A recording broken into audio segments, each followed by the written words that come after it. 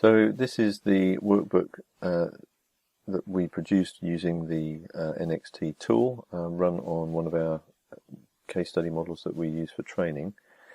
We're going to take a look in detail at the workbook summary. So this is if you like, a snapshot of what's in the model that we ran the tests on, organized in the following way. So first we have a list of sheets, all the sheets that were in the model that we selected to be tested when we ran the test. Here we have whether this is visible, whether that sheet is visible or hidden. There is another state which is very hidden, and it will tell us if that's the case. That's something that you can't set using the normal Excel interface. You have to use the Visual Basic Editor for that. Then the next columns give us detail about what's in each of those sheets. So we have here the used range. That's the size of cells that Excel has stored information about.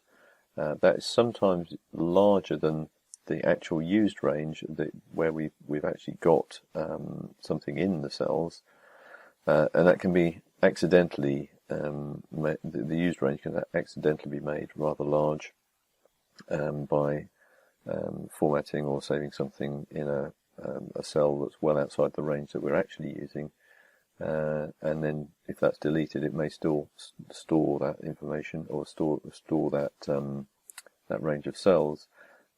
And consequently we end up with a large file size for relatively a small amount of information. So the real used range gives us what's the actual effective size of the area that's used in that sheet, and what a percentage of that is of the total used range. Next we've got the real used range, including conditional formatting and data validation, which can be slightly different, and then we have the number of formula that appear in each sheet.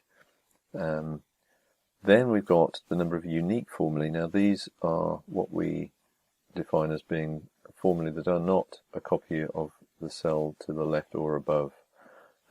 So where we have blocks of formulae, there will be one unique formula, and the rest of those will be copies.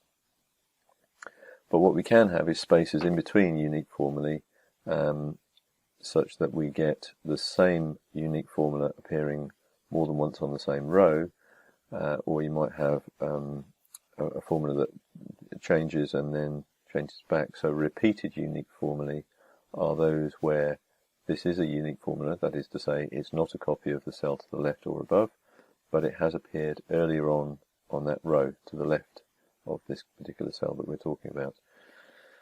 So that can be useful to know, because that, the question is whether that was intentional or not, and we'll see more of that as we get into some of the other analysis. Then we've got the number of cells which contain values and the percentage of that as of the real used range, the number of cells that contain labels, and the number of cells that are reporting errors. So this is any of the Excel errors.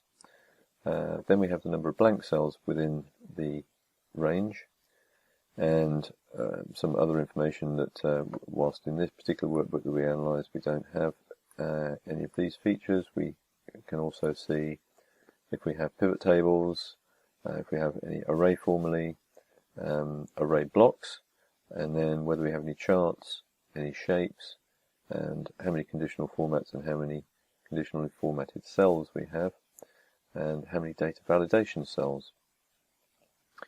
Then we've got information about how many query tables we have and how many scenarios are being run in this workbook.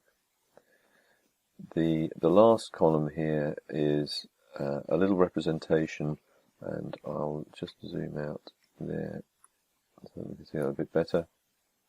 It's a little graphical representation of the density of formulae in each column in the workbook.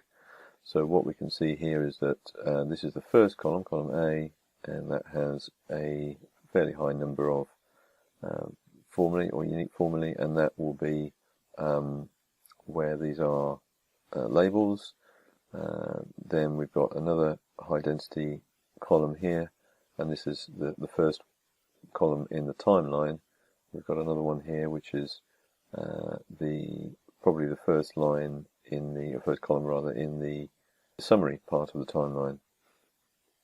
And so we can see that some of these sheets follow a slightly different pattern, but on the whole we can see there's quite a high density here, and that indicates that the timeline probably starts in the same column on all the sheets, which is something we consider to be good practice.